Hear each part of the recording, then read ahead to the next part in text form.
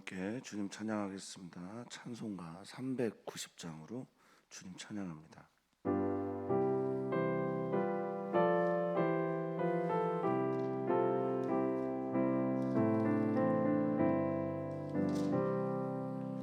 예수가 거느리시니 즐겁고 평안하구나. 주야의 자로 깨는 것 예수가 거느리시니 주날 항상 돌보시고 날 친히 거느리시네. 주날 항상 돌보시고 날 친히 거느리시네. 때때로 괴로움 당하면 때때로 기쁨 누리네. 풍파 중에 지키시고 평안히 인도하시네. 주날 항상 돌보시고 날 친히 거느리시네. 주날 항상 돌보시고 날 친히 거느리시네. 내 주의 손을 붙잡고 천국에 올라가겠네. 괴로우나 즐거우나 예수가 거느리시네. 아멘. 주날 항상 돌보시고 날 친히 거느리시네. 주날 항상 돌보시고 날 친히 거느리시네. 이 세상 이별할 때에 마귀의 권세이네. 전국에 가는 그 길도 예수가 거느리시네. 주날 항상 돌보시고 날 친히 거느리시네. 주날 항상 돌보시고 날 친히 거느리시네.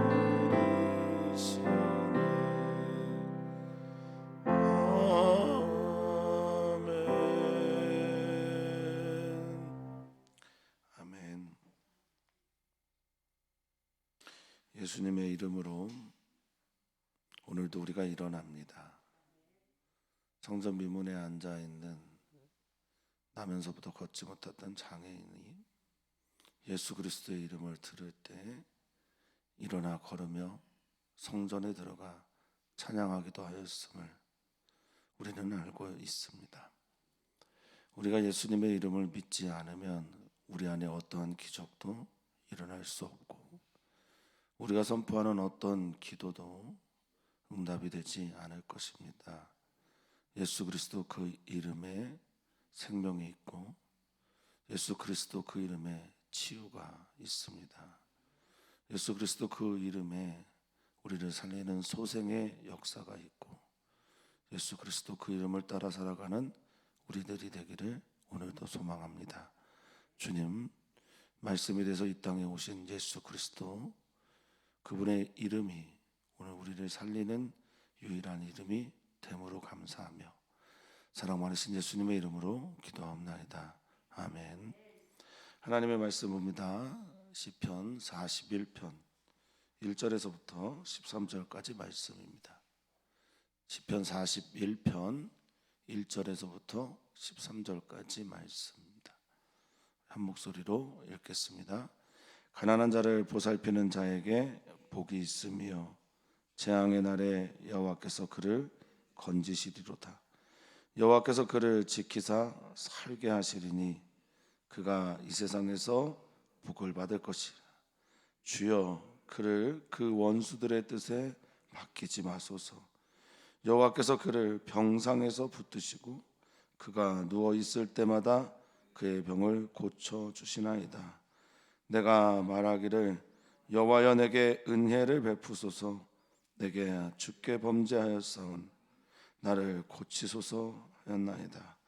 나의 원수가 내게 대하여 악담하기를 그가 어느 때나 죽고 그의 이름이 언제나 없어질까 하며 나를 보러 와서는 거짓을 바라고 그의 중심에 악을 쌓았다가 나가서는 이를 널리 선포하오며 나를 미워하는 자가 다 하나같이 내게 대하여 수군거리고 나를 해하려고 꾀하며 이르기를 악한 병이 그에게 들었으니 이제 그가 눕고 다시 일어나지 못하리라 하며 내가 신뢰하여 내 떡을 나눠 먹던 나의 가까운 친구도 나를 대적하여 그의 발꿈치를 들었나이다. 그러나 주 여호와여 내게 은혜를 베푸시고 나를 일으키사 내가 그들에게 보응하게 하소서. 이로써 내 원수가 나를 이기지 못하오니 주께서 나를 기뻐하시는 줄을 내가 알았나이다. 주께서 나를 온전한 중에 붙드시고 영원히 주 앞에 세우시나이다. 이스라엘 하나님 여호와를 영원부터 영원까지 송축할지로다. 아멘, 아멘, 아멘. 시편은 전체적으로 5권, 5권으로 기록이 되어 있습니다. 이것은 아마도 모세 오경과 그 짝을 맞추려고 했던 의도적인 배치일 겁니다. 오늘 우리가 읽은 이제 본문은 시편 41편이죠. 여기가 1권이 끝나게 되고 42편부터 2권이 시작되죠. 그래서 시편 1편과 시편 42편은 짝을 이루고 있는데 그 짝이 뭐냐면 시편 1편의 히브리어 원서로 보면 제일 먼저 나오는 게 행복자요, 복 있는 사람은 이렇게 시작하잖아요. 시편이 시이기 때문에 복 있는 자요, 행복자요 이렇게 시작을 합니다. 복 있는 사람이 어떤 사람인가, 특별히 주님의 말씀을 주야로 묵상하는 자에 대한 말씀을 하고 그 모든 일들을 하는 사람을 행복자요, 복 있는 사람이요 이렇게 표현했고요. 오늘 본문도 1절에 보면 이렇게 시작하는 겁니다. 복 있는 자요, 행복자요, 복이 있으며. 그래서 이제 에쉐르라는 말을 합니다. 아샤르라고 하는 이제 이 복은 일반적인 사람들이 보기에도 복인 복이에요. 성경에 크게 두 가지의 복이 있는데 하나는 하나님의 말씀을 잘 지켜 행할 때, 이것은 베라카라고 해서 그 무릎에서 어원이 나온 말입니다. 그러니까 하나님의 말씀에 순종함으로 받는 복이 있고요. 이렇게 이 세상 가운데서 누구나 인정하는 복을 받을 그런 복들을 말할 때는 아쉐르라는 말을 쓰곤 합니다. 그러니까 지금 그 복을 말하고 있는 거예요. 그러니까 복을 받는 사람이 어떤 사람인지에 대해서 시편 1편에서 그리고 또한 이 시편 41편에서도 그들이 행복자요라고 말하고 있는데 그 내용이 가난한 자를 보살피는 자다라고 말합니다. 저는 그렇게 믿습니다. 토라라고 하는 모세오경의 이야기는 결국 가난한 자와 약자들을 향한 하나님의 관심이 무엇인지를 말해주는 거다. 우리의 삶에서 하나님의 말씀을 듣고 하나님의 말씀이 실천되어지는 장이 또 그 대상이 누구냐라고 할 때 가난한 사람과 약자여야 한다라는 것이고, 시편 41편은 토라를 묵상하고 잘 지키는 사람이 바로 어떤 사람의 삶을 사느냐, 이렇게 가난한 자, 약자를 보살피는 삶을 산다. 우리 그리스도인들의 삶이기를 축복합니다. 자, 잠언 19장 17절에 이런 말이 있어요. 가난한 자를 불쌍히 여기는 것은 여호와 하나님께 구워드리는 거라고.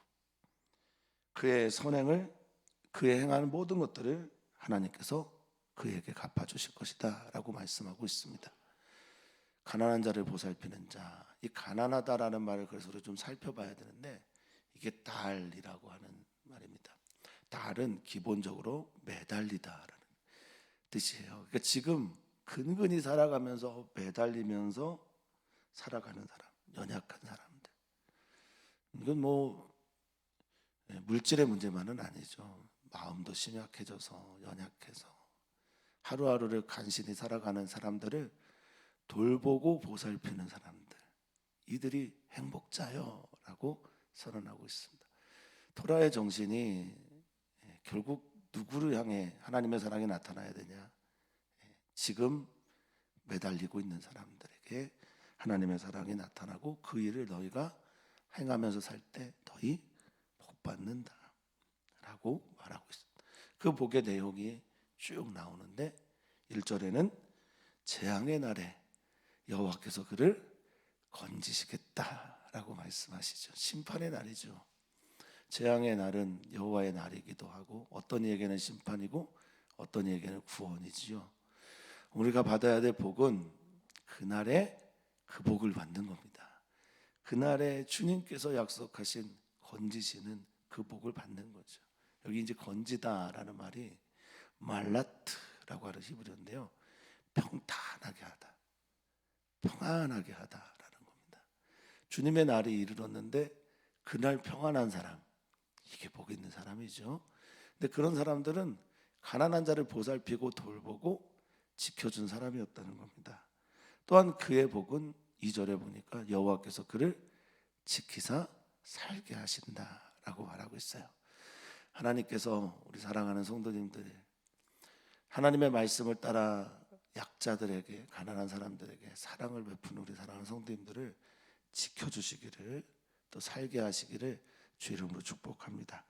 여기 이 지키다라는 말이 이제 우리가 잘 알고 있는 샤마르라는 겁니다. 울타리를 치고 보호하고 경계하다라는 뜻을 가지고 있죠. 우리 주님께서 그를, 가난한 자를 돌보고 토라의 말씀 그 정신에 따라 살아가는 사람들을 두 번째 복을 주시는데 지켜주신대요. 그리고 살게 하신답니다. 울타리를 치고 경계를 하고 지켜주신답니다. 그래서 그가 이 세상에서 복을 받을 것을 약속을 하고 있어요. 할렐루야입니다. 이 세상 사람들도 인정하는 복이라는 거죠. 이 세상 사람들도 부러워할 만한 복이라는 겁니다. 그 복을 받을 것이다. 말씀을 따라 살면서 말씀에서 주시는 복만이 아니라 동서고금을 막론하고 어떤 사람에게나 또한 남녀노소를 물어나고 누구나 다 부러워할 만한 복을 받을 것이다 라고 주님이 말씀하십니다.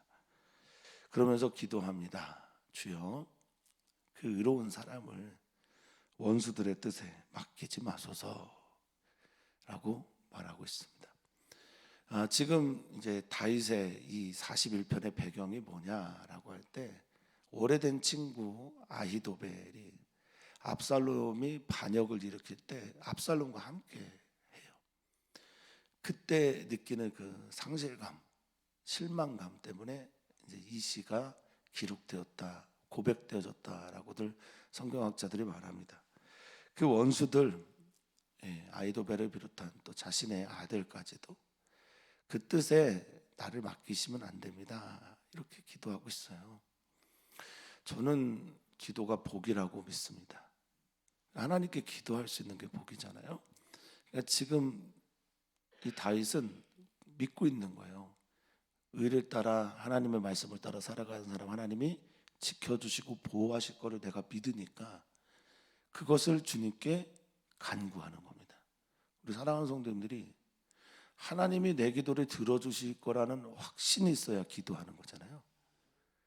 그 확신을 가지고 지금 다윗이 간구하는 거예요. 주여, 원수들의 뜻에 나를 좀 맡기지 마십시오라고 기도하고 있는 겁니다.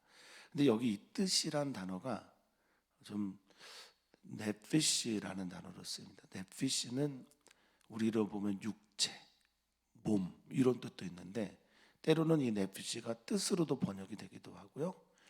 욕심, 마음이라고도 번역이 되기도 합니다. 그러니까 원수들의 손에, 몸에 나를 맡기지 마십시오. 원수들의 영혼에 나를 맡기지 마십시오. 원수들의 욕심에 나를 맡기지 마십시오라고도 번역이 가능한 거죠. 그들이 하고 싶은 대로 나를 하게 하지 마십시오라고 간구하고 있습니다. 이어서 시인은 말합니다. 여호와께서 그를 병상에서도 붙드신다. 할렐루야. 겉사람은 날로 후패해지는 게 우리 인생이지만 속사람은 날로 강건해지기를 주의 이름으로 축복합니다.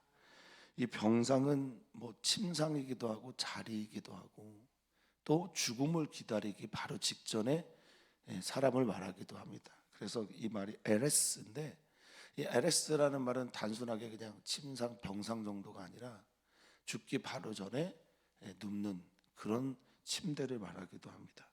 거기서 붙들어 주신다는 거예요. 거기서 나를 지탱시켜 주신다는 겁니다. 이게 내가 어떻게 할 수 없는 상황에서 나를 붙잡아 주시는 분이 하나님입니다.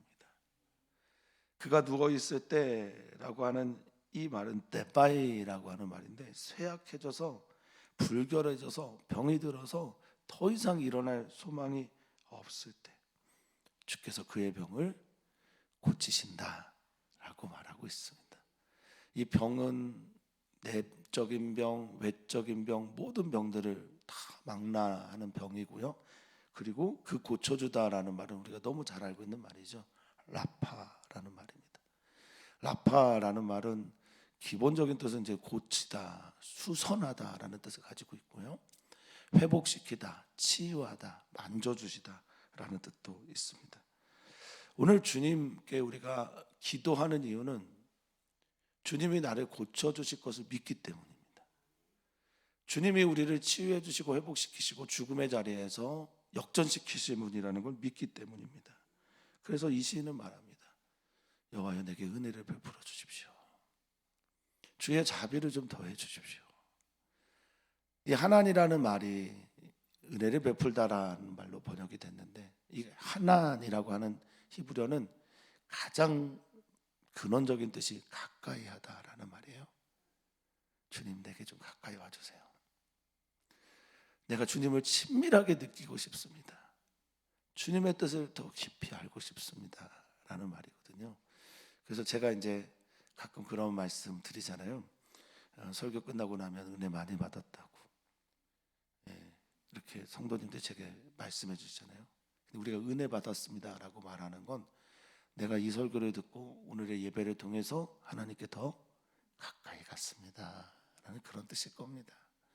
하나님의 뜻을 더 깨닫게 됐고 하나님께 기도하면서 더 친밀함을 느끼게 되었고, 시인의 지금 간절한 소망 중에 하나는 내게 은혜를 베풀어 주십시오. 내가 주님께 가까이 가고 싶습니다. 오늘도 그랬으면 좋겠어요. 우리의 매일매일이 죽음을 향해 가는 길이 아니라 우리의 매일매일이 주님께 더욱더 가까이 가는 길이 되기를 축원합니다. 내가 주께 범죄하였습니다. 나를 고치소서. 여기도 똑같이 랍하죠. 주님이 나를 치유해 주십시오. 회복시켜 주십시오. 얼마나 좋은 말인지 몰라요. 주님, 내가 주님께 죄를 졌고, 하타라는 말인데 길에서 벗어났고 주님이 나를 회복시키시고 수선시켜 주시고 고쳐주시고 치유해 주십니다. 바꿔주십니다 라는 말은 저는 우리가 가지고 있는 특권 중에 특권이라고 믿습니다. 근데 이게 복 있는 사람, 행복자의 맥락에서 보면 이 행복자는 어떤 사람이냐면 내가 주님께 어떤 죄를 지었는지 아는 사람이 행복자라는 거예요. 저는 이게 정말로 믿어집니다. 자신이 분명 하나님과의 관계가 어그러졌음에도 불구하고 하나님과의 관계가 어그러진 거를 모르고 살아가는 게 복일까?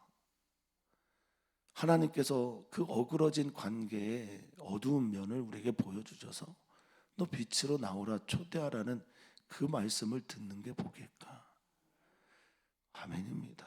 정말 자신의 죄가 문제가 무엇인지 하나님과의 관계에서 아는 사람이 행복자입니다. 정말 복된 사람입니다. 주님이 내게 죄를 설교를 통해 또 예배 중에 기도 중에 지적하시면 말씀하시면 할렐루야 하면서 달려가야 하는 게 우리여야 한다라는 겁니다. 왜냐하면 주님은 우리를 고치시는 분이기 때문에 그렇습니다. 주님은 우리를 치유하시고 수선하시고 회복시키시는 분이기 때문에 그렇습니다. 정말 그렇습니다. 그래서 회개하는 시간이 기쁨을 향해 나아가는, 물론 회개 자체가 누가 기쁘겠어요? 회개 자체는 쓰리고 아프죠. 그러나 하나님을 향해 달려가는 기쁨의 시간이 되기를 또한 축복합니다.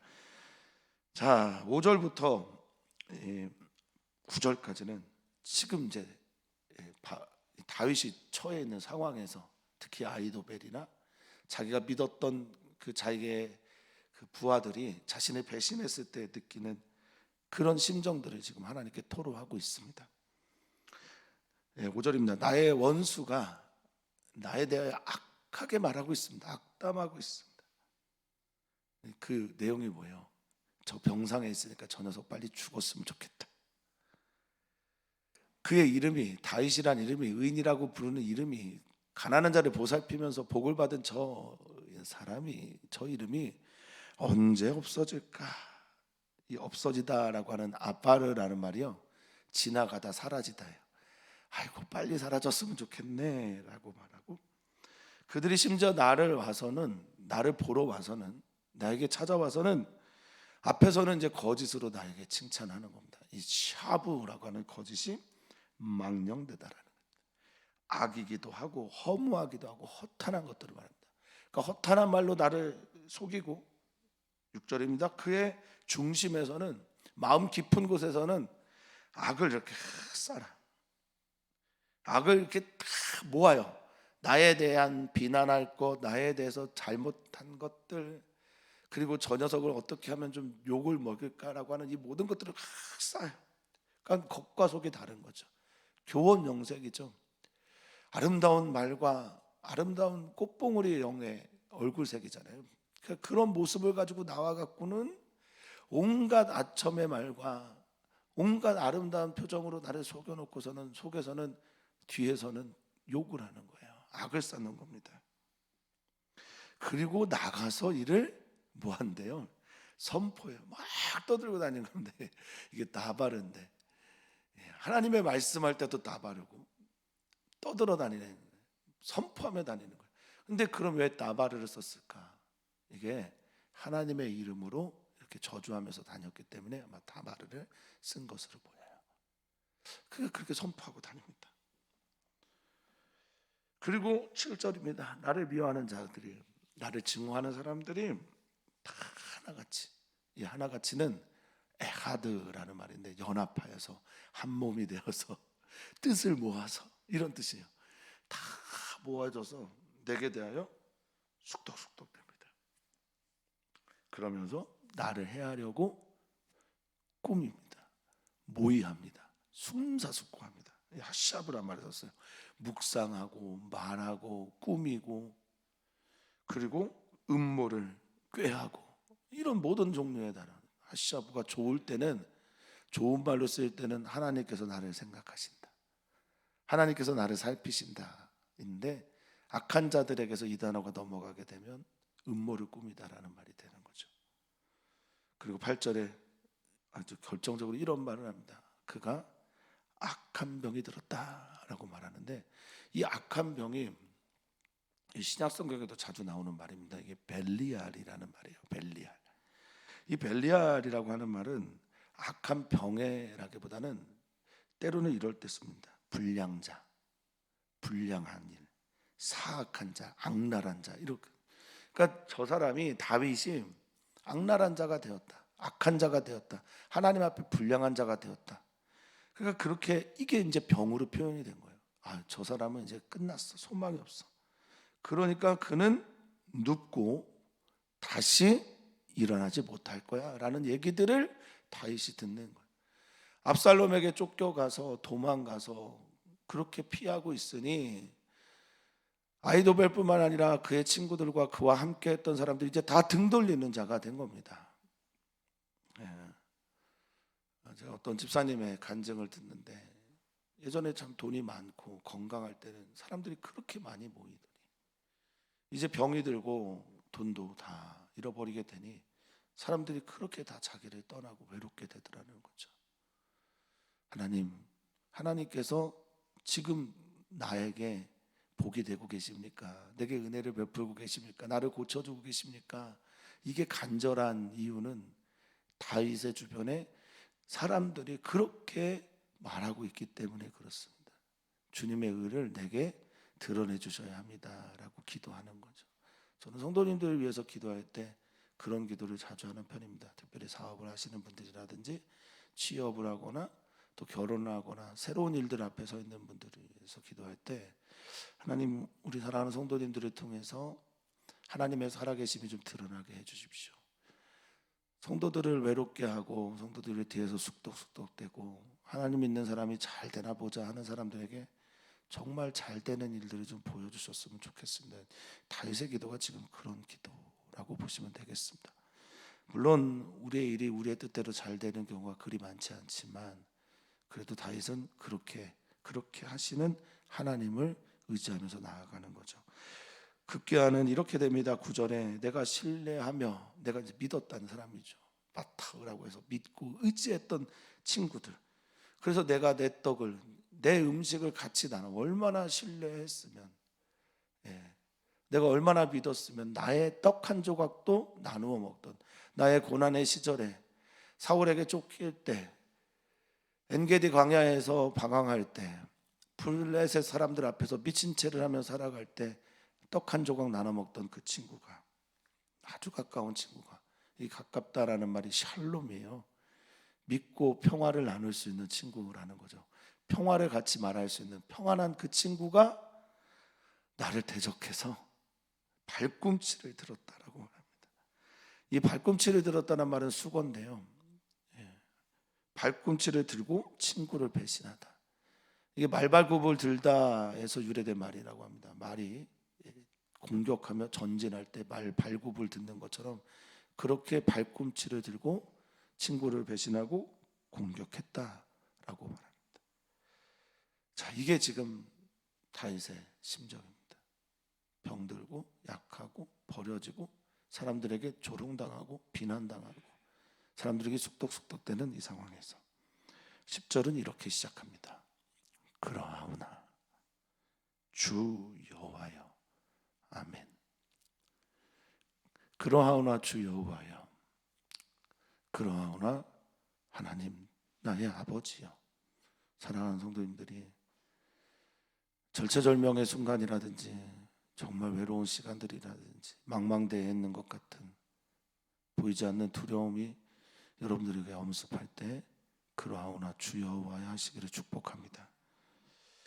내게 은혜를 베풀어 주십시오. 이것도 하나니라는 히브리어라고 말씀드렸습니다. 내게 가까이 와 주십시오. 내게 자비를 그래서 베풀어 주십시오. 주님이 내게 가까이 있는 걸 좀 느끼게 해 주십시오. 그리고 나를 일으키시고 내가 그들에게 보응하게 해 주십시오. 이 보응이 샬람이라는 단어입니다. 갚다라는 뜻이에요. 완전하게 하다라는 뜻입니다.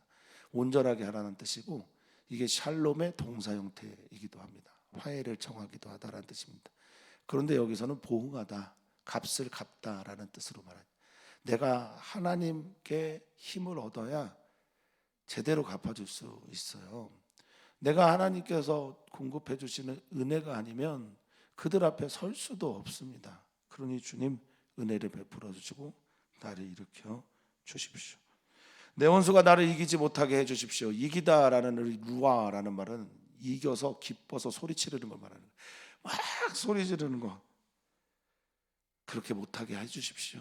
왜냐하면 나는 확신합니다. 이 뒷부분 같이 11절의 뒷부분을 읽었으면 좋겠어요. 주께서 나를 기뻐하시는 줄을 내가 알았습니다. 이것 때문에 내가 원수가 나를 이기지 못하고 기뻐 소리 지르지 못하는 걸 내가 확신한다라는 겁니다.